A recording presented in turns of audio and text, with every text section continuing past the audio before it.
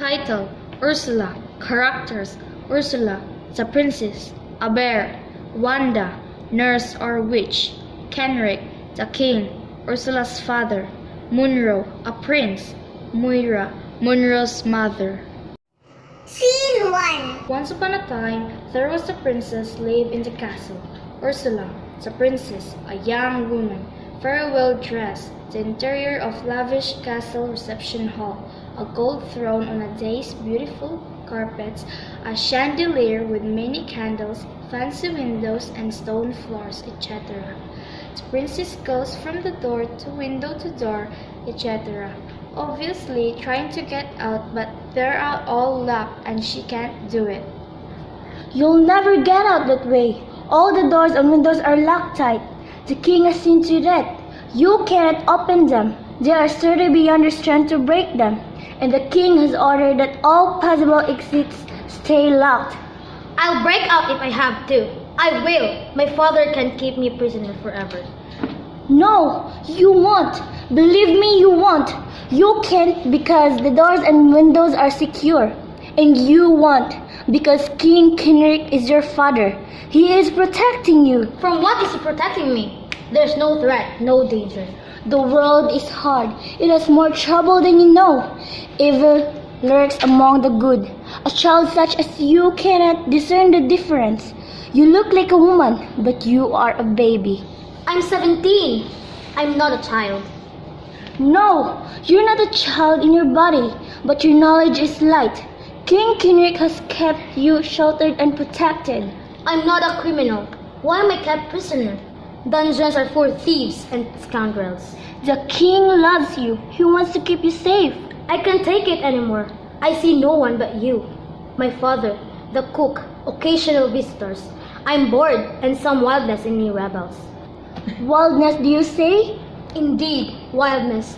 When I look in the mirror, I see a girl. But in truth, I'm a wild beast. This is lovely castle. It's my cage. I long to break out of my cage and run through the forest, sleep in a cave, bathe in a river, get my food and drink where I can. Answer to no man, certainly not my father. Your father is the king. And my jailer! I think I can help you. Will you? Yes, I will. I will give you 2 gifts, an enchanted bear skin and a magical wheelbarrow. When you don the bear skin, it will bond itself to you. You will become a bear, and when you climb into the wheelbarrow and say the magic phrase, the wheelbarrow will take you wherever you want to go. You'll do this for me? Yes, I will.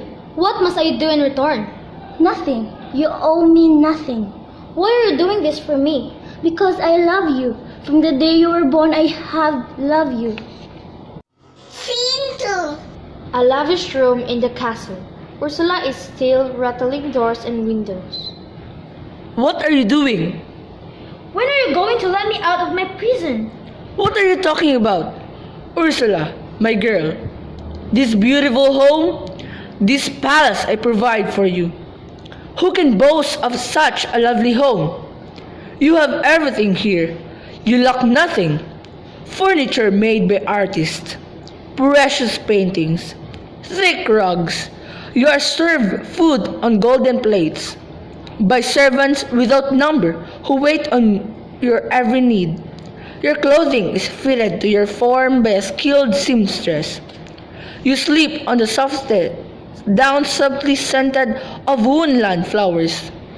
You want for nothing in my palace, this mansion, this heaven on earth.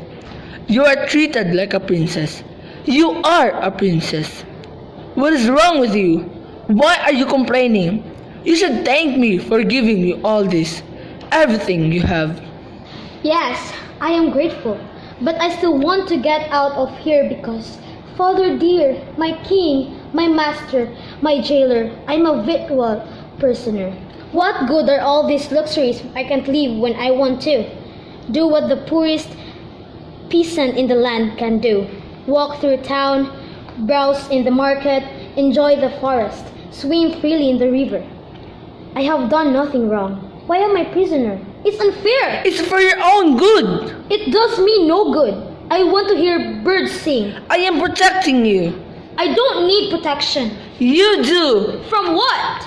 Evils of the world! Father, please! The world has more trouble than you know. I'm 17. I'm not a child anymore. Exactly my point.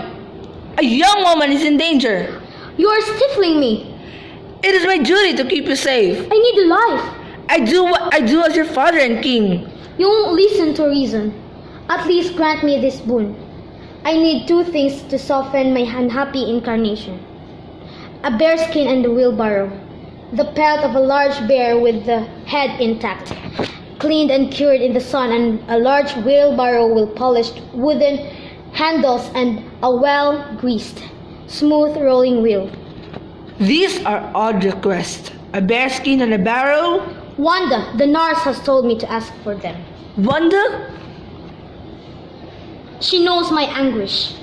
What will you do with the bearskin and a wheelbarrow? It is obvious, Father. I see no use for these things in my palace. Here, in my prison, I can drape the bearskin on my shoulders and carry useless treasure from room in my wheelbarrow.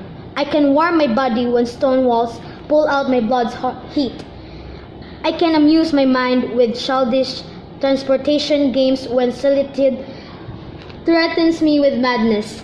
Perhaps in these items, some magic will save me. Do you understand, Father? Do you know?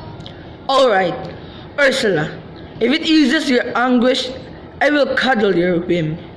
You shall have what you wish to have. Thank you, Father. Although, for the life of me, I do not ken your capacious caprice.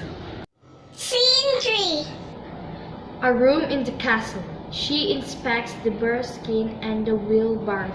Picks up the bearskin. This is good. The pelt is from a noble beast. The bear has both power and wisdom. And when you put it on, it will do more than just disguise you. The spirit of the bear will flow into you, and you will in part become the bear. She hefts the handle of the wheelbarrow. This wheelbarrow is unlimited mobility. Wherever you want to go, there it will take you.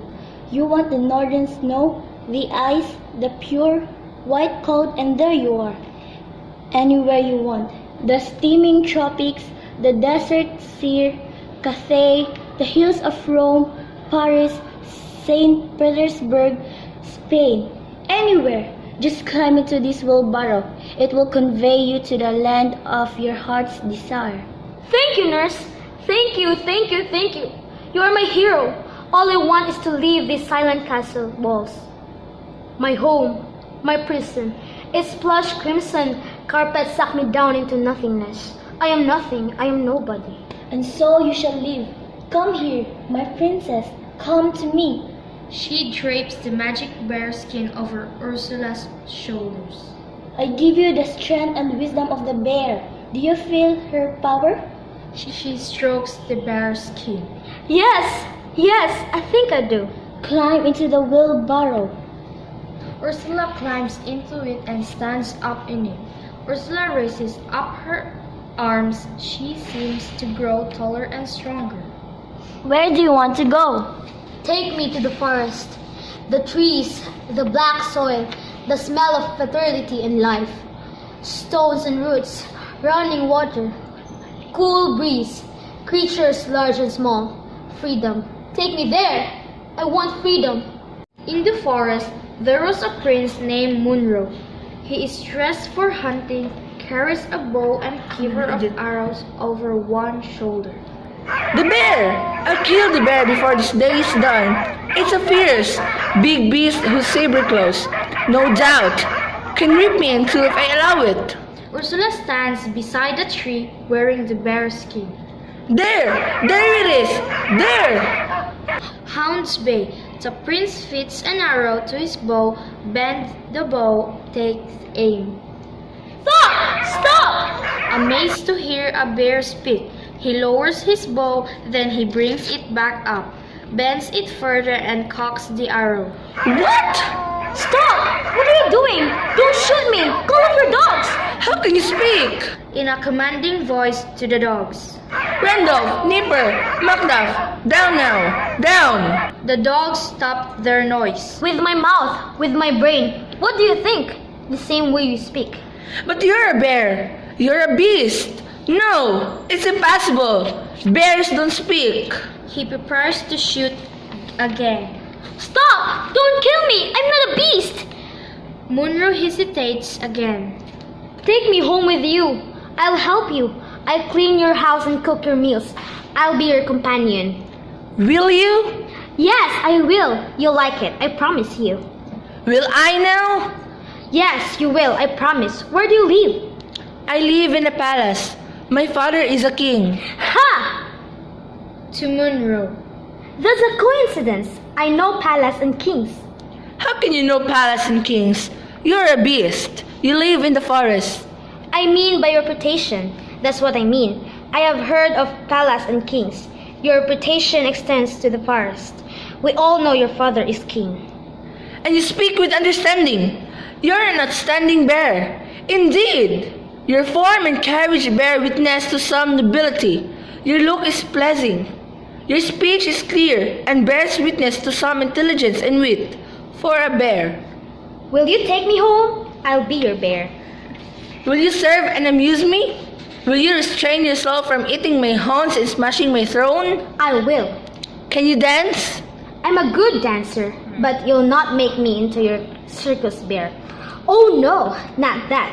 But I do promise to help you and amuse you. That will have to do. He stows his arrow and lowers his bow. He extends to her and gloved hand. Fair enough. Although a dancing, talking bear would amuse me greatly. But I'll be satisfied. No doubt I'm the only man with an outstanding bear such as you. Come, follow me. We'll go to the palace to get you some porridge and soft nest in which to the rest.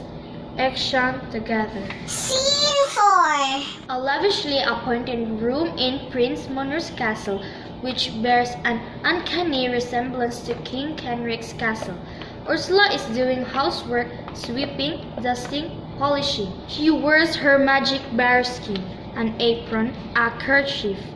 Ursula continues to work. The magic wheelbarrow sits unobtrusively in a corner. Mother, you look lovely. Thank you. And you? It's good to have you back. You're looking pale and hardy. Forest air. The hand was good. I take it. 3 grouse, a big buck deer, and my bear, my lovely talking bear. She curtsies to the queen. My lady. You are a good bear. An industrious bear. Thank you, madam. You are kind. I do my best. None of these lays made you. Not hid in a scullery eating sweets. I couldn't bear it to bear home a stupid bear, mother. She is clever enough for a bear. And a good worker too. She tells me she can dance, though I've yet to see it. I'm glad you brought that subject up. Work? Dancing. Dancing? Dancing? Dancing. You're a man now, my son. A mature man who's seen more than a score of summers. It's time to plan for the Grand Royal Dividends Moonlight Ball. It's time for the gentlemen and gentle ladies to meet. It's time for you to find a princess who may one day take my place as queen. We must have a ball. Yes, mother, I can see that. I'd like to go to the ball. Munro kicks Ursula. Ouch! Why did you do that? You're a bear. Don't put on the airs of a princess. Ursula growls at Munro, and she starts to charge towards him, but she restrains herself, picks up her broom, and goes back to work, grumbling. I've taken my bear out of the forest, but I've not taken the forest out of my bear. I see. A bear at a ball? Indeed. Is that so outrageous? Yes, yes it is. Go then. Go waltz with silly, empty-headed girls who'll serve you fripperies for breakfast. I hope you're very happy. Your hair shall be geese. She starts cleaning again with spiteful, angry motions. Aren't you being rather hard on her? She seems to be a good bear. And that is exactly my point. Ursula may be an outstanding bear, but she is a bear. I've no time for this foolishness. I'm going to the stables to see about the horses. horses, and bears. Scene 5. I want to go to the ball. I'll ask the queen. I'll beg her if I have to. Ursula kneels before the queen. Your Majesty! Bear. Your Majesty? Yes, bear. Your Majesty, the ball. The ball? Yes, Your Majesty, the ball. I want to go to the ball. I must go to the ball. My dear, the ball is for young men and women of high estate. You're not of high estate. You're a bear. And for all I know, you may even be an old bear. I have no way of judging that. You may be a very old bear with many cubs. Who knows? Your Majesty, please, the ball. I want to go. I feel I must go. It's not suitable. The Bhutans will be decked in gorgeous gowns, and the men dressed to the nines. The best magicians in the kingdom. A feast one can never forget. How can there be a bear at the ball? It just won't do, my dear. And dancing? Of course. I can dance. I'll show you. Ursula strips off her apron and kerchief and dances. She is graceful. The dance is beautiful. At the end of her dance, she again kneels before the queen. I can dance, and I love to dance. Please let me go to the ball. I'll do no harm, I promise. A bear will only watch them twirl and spin. She'll try her best to not destroy their joy. To do no harm at the ball will be her whim. Not bear it's for, but for a girl and boy. The story will be continued.